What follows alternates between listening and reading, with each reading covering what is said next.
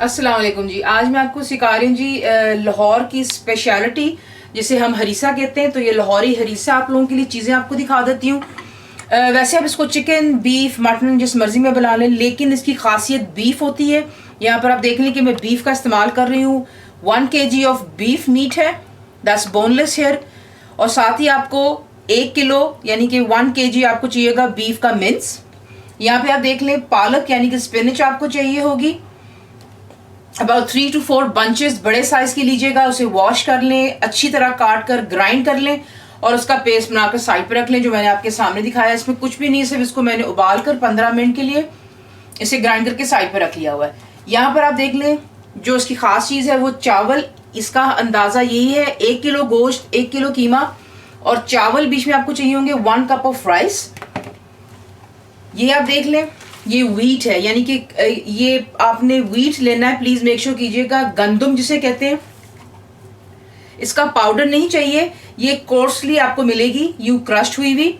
इसे भी आपने अच्छी तरह धोकर ओवरनाइट सोक कर लेना है। चावलों को भी सोक कर लेना है पानी में। और तीसरी चीज में जो खास है वो दाल है, मूंग दाल। ये छिलके वाली होती है, ग्रीन छिलका इसके ऊपर होता है। 1 कप आपको ये चाहिए होगा।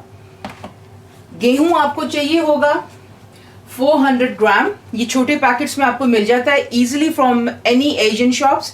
तो 400 ग्राम्स आपको चाहिए, यानी कि 2 कप। सब कुछ आपने प्लीज मेक श्योर कीजिए लेवल कर लीजिएगा। मसालों में आपको दिखा देती हूँ। बेसन यानी कि ग्राम फ्लावर आपको 4 टेबल स्पून की जरूरत होगी। Ginger and garlic paste 3 table spoon. Green chillies यहाँ पर आप देख लें, ये तकरीबन 8 से 9 है। Salt 1.5 tea spoon. दोबारा से ginger and garlic paste 1.5 tea spoon. Salt 1 teaspoon. Cumin यानी कि जीरा साबुत आपको चाहिए होगा 1 table spoon. Again green chillies यहाँ पे आपको चाहिए होंगी 7 से 8 अदद। ब्लैक पेपर पाउडर नहीं, हमें क्रश चाहिए। चीजें मैंने आपको दिखा दी, आपको साथ साथ दिखाती रहूंगी कि किस चीज के लिए कहाँ पे कौन सी चीज इस्तेमाल होगी। नेक्स्ट मैं आपको दिखाती हूँ हमने क्या करना है। पहले आप इसमें गंदुम डालेंगे। मैं प्रेशर कुकर में बना रही हूँ, अगर आप भी इसको प्रेशर कुकर में बना लें तो ये काफ़ी इजी रहता है। अदरवाइज़ ये बहुत ज़्यादा टाइम लेता है इसको। अगर आप सादी देशकी में इसको पकाने की कोशिश करेंगे, हांडी में पकने का काफ़ी टाइम लग जाता है। साथ ही आप इसमें छिलके वाली मूंग दाल,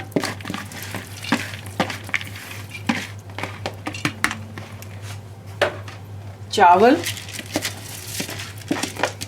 ये तमाम चीज़ें डालकर हम इसमें पानी डालेंगे। पानी का कुछ इतना ख़ास हिसाब नहीं है इसमें। आपने इसमें खुला पानी डालना ताकि ये नीचे लग ना जाए। आप देख लें यहाँ पे मैंने इसमें 1 जग ये भरकर डाला, यानी कि 1500 ml। तो समझें कि मैं इतना ही और डालूंगी। फिल 2 जग्स ऑफ 1500 ml और आप इसको इसमें डालकर प्रेशर कुकर बंद कर दें। प्रेशर कुकर में पानी डाल लेने के बाद, इससे पहले कि बंद हो जाए, मैं मेक श्योर करना चाह रही हूँ कि आपको पानी का अंदाज़ा हो। खुला पानी इसलिए क्योंकि जो गंदुम है वो बहुत ही ज़्यादा जो है फूल जाती है, तो ये ना हो कि वो आपकी हांडी में लगना शुरू हो जाए नीचे। इसका अंदाज़ा ये होगा पानी डालने के बाद। आप चेक कीजिएगा कि अपना हाथ जब पानी में डालते हैं तो दालों के ऊपर आपका हाथ जो है कम से कम इतना पानी ऊपर होना चाहिए। That's about 4 to 5 inches. पानी का लेवल हाई होना चाहिए। यहाँ पर आप प्रेशर कुकर बंद कर दें।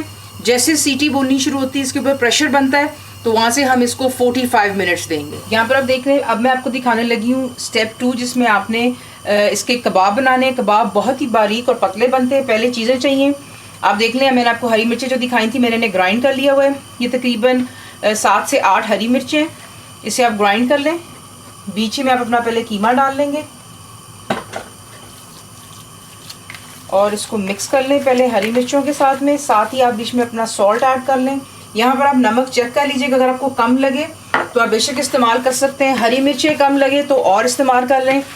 रीज़न इज़ क्योंकि हम लोग अपनी डिशेस में इतना ज़्यादा मसालों का इस्तेमाल करते हैं कि जब हम कुछ डिशेस बनाते हैं हमें लगता है शायद ये स्पाइसी नहीं बनेगा, जबकि ये डिश जो है ये स्पाइसी नहीं बनती है।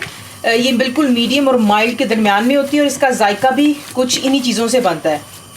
साथ ही हम इसमें जिंजर एंड गार्लिक पेस्ट डाल रहे हैं, इसे मिक्स कर लें।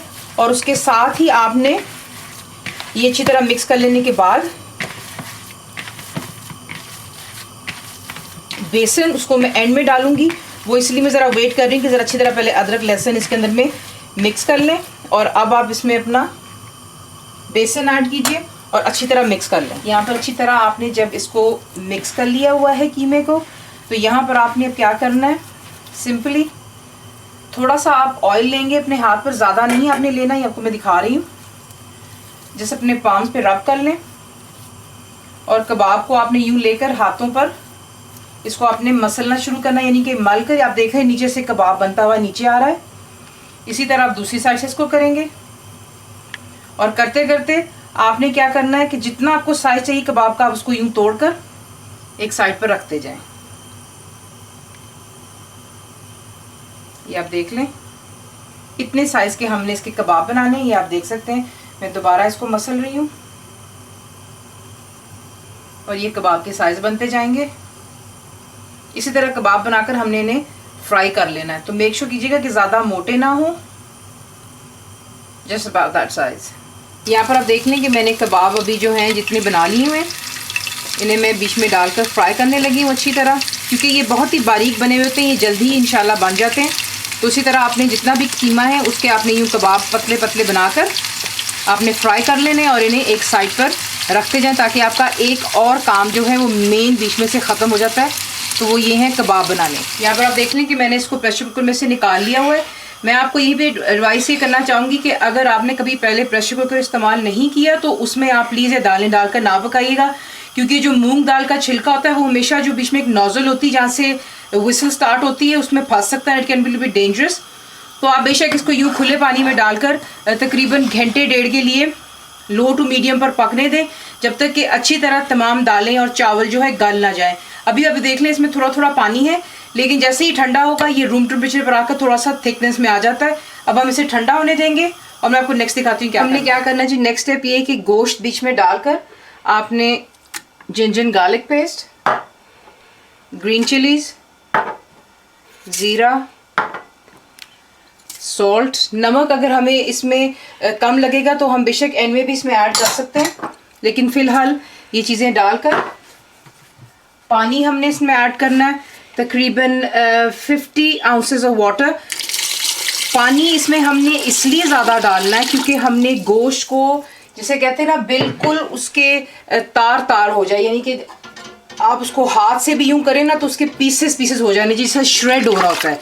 तो हमने इसको इतना कुक करना है। अब पानी वगैरह डालकर इसमें मैं थोड़ा सा और पानी ऐड करूँगी,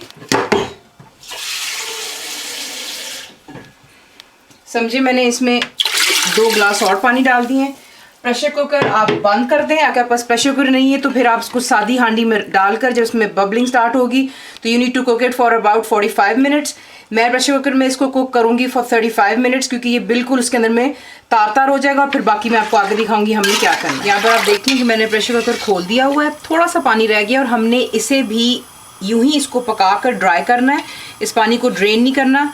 दिखाने का मकसद ये कि आप देख लें कि मीट इतना टेंडर हो गया कि मैं इसको हाथ से यूं कर रही हूँ। ये देखें हालांकि ये बीफ है, किस तरह इसके रेशे हो रहे हैं। तो हमने इसको बिल्कुल अब अच्छी तरह जो मीट है बीच में चमचा आप यूं साइड पर मारेंगे, ये देखें, और इस तरह आपने इसको अच्छी तरह ये देख लें आप। हमने इसको मिक्स कर लेना और मेक श्योर करना है कि जो मीट है बिल्कुल इसका रेशा रेशा हो जाए, यानी कि श्रेड हो जाए बीच में। यूँ चमचा ही मारने से आप देख रहे हैं साइडों पर किस तरीके से इसके पीसेस हो रहे हैं। तो ये सारा पानी पहले आप ड्राई। यहाँ पर आप देख लें कि मैंने दालों को रूम टेम्परेचर पर लाकर, जैसे मैंने आपसे कहा था, इसको अपने अच्छी तरह ग्राइंड कर लेना है। बिल्कुल क्रीमी हो गया हुआ है। नीचे मैंने चूल्हा इसको लो टू मीडियम पे रखा हुआ है ताकि थोड़ा सा गर्म होना शुरू हो जाए दोबारा। और यहाँ पर आप देख लें कि जो मीट का टेक्स्चर है कितना खूबसूरत सा हो गया हुआ है। बिल्कुल जो मीट है बीच में श्रेडेड हो गया हुआ है और हाथों से भी नहीं किया ना मैंने इसको ग्राइंड किया, क्योंकि आप इसको ग्राइंड नहीं कर सकते, इसे आपने पानी में ही बिल्कुल गलाना होता है। ये अब हम इसके अंदर ऐड कर लेंगे। ये आप देख लें, ऐड करने के बाद इसको आप अच्छी तरह मिक्स कर लें। यहाँ पर आप देख लें मैंने फ्राइंग पैन में घी इसमें डालकर गर्म भी कर लिया हुआ है। यहाँ पर अब हमने इसका तड़का बनाना है। स्टार्ट में मैंने आपको घी इसलिए नहीं दिखाया क्योंकि काफ़ी लोग जो है वो कहते हैं कि जी घी बहुत ज़्यादा है, क्योंकि ट्रेडिशनल डिशेज में आपको हमेशा कहती हूँ इसमें घी का इस्तेमाल होना बहुत ज़रूरी है। जब ये सर्व भी की जाती है तो इसमें देसी घी बहुत ज़्यादा होता है।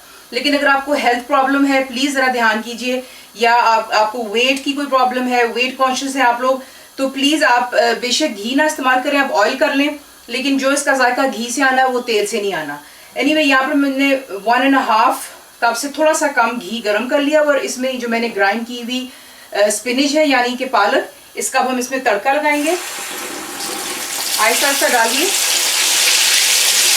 और मिक्स करते जाएं। यहाँ पर आप देख लें अच्छी तरह मीट को मैंने मिक्स भी कर लिया हुआ है इसके अंदर। अब यहाँ पे आपने जो हमने कबाब बनाए थे ये आप देख लें, ये इसमें हम ऐड कर लेंगे सारे, और कबाब ऐड करने के बाद इसको अच्छी तरह मिक्स कर लेते हैं। तब तक हमारा तड़का तैयार हो रहा है, क्योंकि हमने उसे बॉईल किया होता है थोड़े से पानी के साथ में, तो ऑब्वियसली वो थोड़ा 10 से 12 मिनट लेगा, ताकि उसमें पानी जो है आप देख लें यहाँ पर तड़के के लिए थोड़ा पानी जब इसका ख़त्म हो जाएगा तो उसके अंदर जो छींटे पड़ती हैं वो ख़त्म हो जाएंगी, और फिर हम इसको उसका तड़का लगा देंगे। तब तक मैंने इसमें कबाब डालकर इसको अच्छी तरह मिक्स कर लिया हुआ है, और इसको लो टू मीडियम पर आप आहिस्ता आहिस्ता हल्का हल्का पकने दें। यहाँ पर जो है तड़का तैयार हो चुका हुआ है, जितना भी पानी था इसमें ड्राई हो गया। इसको 10 से 12 मिनट लगते हैं, प्लस हमने इसको हल्का सा भूनना भी होता है बीच में पालक को। अब यहाँ पर हम इसके अंदर इसको ऐड करेंगे और इसको तड़का दे देंगे। तो ये पालक चलेगी बीच में,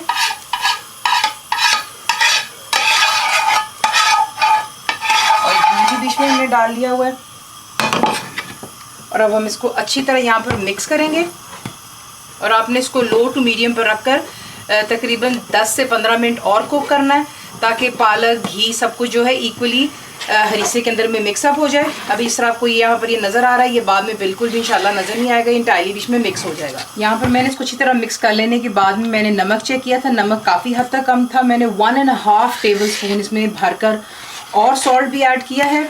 और एंड में आप अगर चाहें तो black pepper powder, not crushed powder जो है 1 टेबल स्पून इस पर आप डाल सकते हैं, और इसको अच्छी तरह मिक्स कर लेने के बाद इसको आप दम पर यानी कि लो एंड मीडियम के दरमियान में रख कर 10 से 15 मिनट दे दीजिएगा। इसको दम पर 15-20 मिनट रखने के बाद आपका हरीसा घर का तैयार है। इसको ज़रूर ट्राई कीजिएगा।